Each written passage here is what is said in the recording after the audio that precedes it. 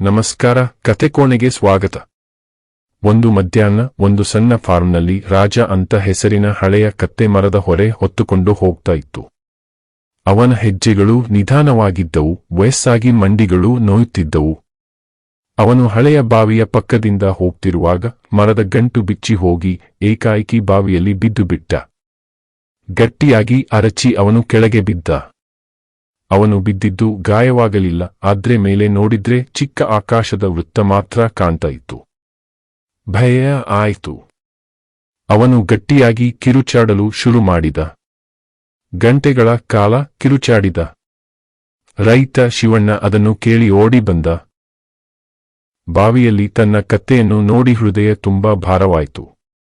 ಬಾವಿ ತುಂಬಾ ಆಳವಾಗಿತ್ತು, ಗೋಡೆಗಳು ಕುಸಿಯುತ್ತಿತ್ತು. ಕತ್ತೆಯನ್ನು ಎಳೆದು ಮೇಲೆ ತೆಗೆಯೋಕೆ ಆಗಲ್ಲ. ಕತ್ತೆ ರಾಜನಿಗೆ ಈಗಾಗಲೇ ವಯಸ್ಸಾಗಿತ್ತು. ಬಾವಿಯನ್ನು ಮುಚ್ಚೋದೊಂದೇ ದಾರಿ. ಶಿವಣ್ಣ ಸ್ವಲ್ಪ ಹೊತ್ತು ಯೋಚಿಸಿ ಹೇಳಿದ, ಇದೇ ಉತ್ತಮ. ಅವನು ನೆರೆಯವರನ್ನು ಕರೆದ. 7 ಜನ ಬಂದು ಗುದ್ದಲಿಗಳನ್ನು ತಂದು ಬಾವಿಗೆ ಮಣ್ಣು ಹಾಕಲು ಶುರು ಮಾಡಿದರು. ಮೊದಲು ಕತ್ತೆ ರಾಜ ಭಯದಿಂದ ಜೋರಾಗಿ ಕಿರುಚಾಡಿದ. ಮಣ್ಣು ಬೀಳುತ್ತಿದ್ದಂತೆ ಅವನಿಗೆ ಅರ್ಥವಾಯಿತು, ಅವರು ಅವನನ್ನು ಹೂತು ಹಾಕ್ತಿದ್ದಾರೆ ಅಂತ. ಆಮೇಲೆ ಶಬ್ದವೇ ನಿಂತು ಹೋಯ್ತು. ಶಿವಣ್ಣ ಕೆಳಗೆ ನೋಡಿದ. ಏನು ನಡೆಯುತ್ತಿದೆ ಅಂತ ನೋಡಿ ಆಶ್ಚರ್ಯವಾಯಿತು. ಪ್ರತಿ ಬಾರಿ ಮಣ್ಣು ಬೀಳುತ್ತಿದ್ದಂತೆ ರಾಜ ತನ್ನ ದೇಹವನ್ನು ಜೋರಾಗಿ ಅಲ್ಲಾಡಿಸಿ ಮಣ್ಣನ್ನು ಬೀಳಿಸಿ ಒಂದು ಹೆಜ್ಜೆ ಮುಂದೆ ಇಟ್ಟು ಮೇಲೆ ಹತ್ತುತ್ತಿದ್ದ.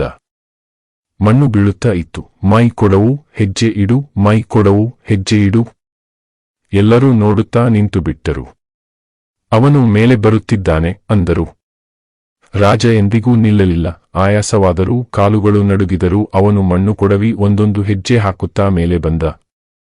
ಕೊನೆಗೆ ಅವನ ತಲೆ ಬಾವಿಯ ಮೇಲೆ ಕಾಣಿಸಿಕೊಂಡಿತು. ಒಂದು ತಳ್ಳುವಿಕೆಯಲ್ಲಿ ಅವನು ಹೊರಗೆ ಬಂದು ಬಿಟ್ಟ.